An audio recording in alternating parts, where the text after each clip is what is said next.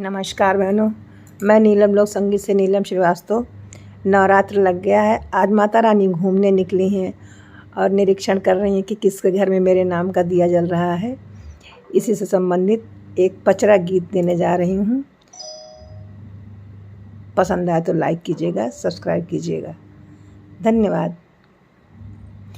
गलियाँ के गलियाँ फिर दुर्गा मैया होके करे घरवाना, हाँ के करे घरवाना। दियना जल सारी रतिया होके करे घरवाना, दियना जल सारी रतिया होके करे घरवाना।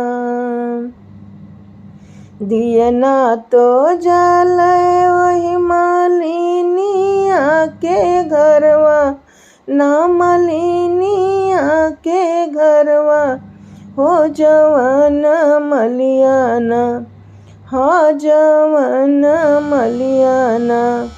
हरवा गूथ सारी रतिया हो जवान मलियाना, हरवा गूथ सारी रतिया हो जवान मलियाना।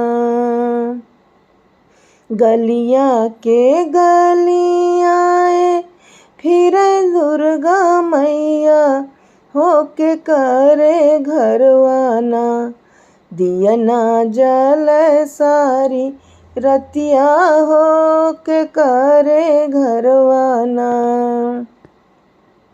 दियना तो जल वही कोहरा के घरवा हो, कोहरा के घरवा हो जवान कोहराना, हाँ जवान कोहराना।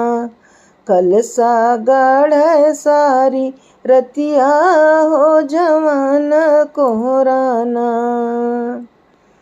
गलियाँ के गलियाँ फिर शीतला मैया होके करे घरवाना, दियना जल सारी रतिया हो के करे घरवाना।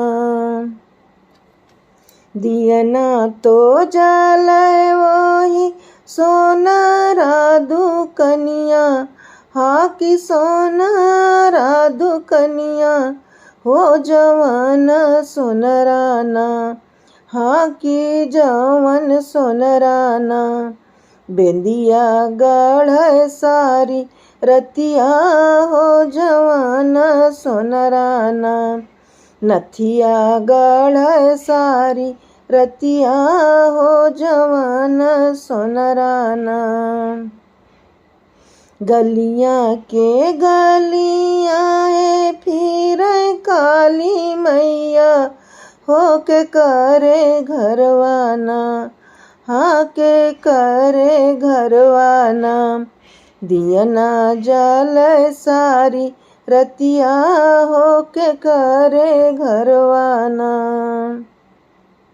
दियना तो जल वही पंडित के घरवाना, हो पंडित के घरवा हो जवान पंडित ना। पोथिया बाचै सारी रतिया हो जवान पंडित ना, पोथिया बाचै सारी रतिया हो जवान पंडित ना। गलियाँ के गलियाँ हाँ फिर दुर्गा मैया होके करे घरवाना, हाँ के करे घरवाना।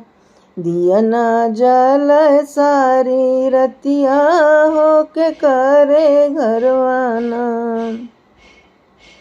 दियना तो जल वही सेवका के घरवा हो जवान सेवकाना, हाँ जवान सेवकाना। अरज कर सारी रतिया हो जवान सेवकाना। अरजिया कर सारी रतिया हो जवान सेवकाना। गलियां के गलियां है कि फिर दुर्गा मैया होके करे घरवाना। दियना जल सारी रतिया होके करे घरवाना। दियना जल सारी रतिया होके करे घरवाना। दियना तो जल वही गरीबवा के घरवा, ना गरीबवा के घरवा हो जमन गरीबवाना। भजन गावे सारी रतिया हो जमन गरीबवाना। गीतिया गावे सारी रतिया हो जमन गरीबवाना। गलियां के गलियां फिर दुर्गे मैया होके करे घरवाना। हाँ के करे घरवाना। दियना जल सारी रतिया होके करे घरवाना।